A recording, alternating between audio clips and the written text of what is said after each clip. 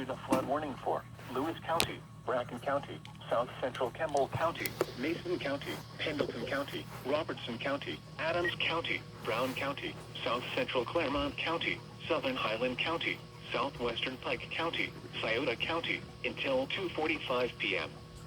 At 10:06 a.m., radar indicated heavy rain. Flooding is ongoing or expected to begin shortly in the warning area. Water over roads has been reported by county officials. Between 1.5 and 2.5 inches of rain have fallen.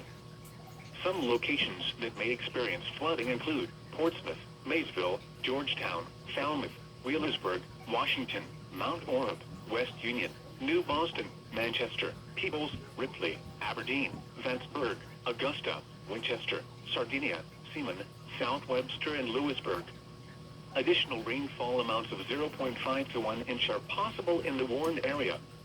Turn around, don't drown when encountering flooded roads. Most flood damage occur in vehicles.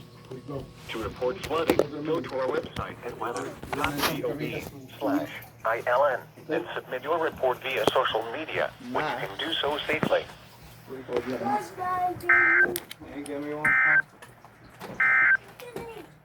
The National Weather Service, Wilmington.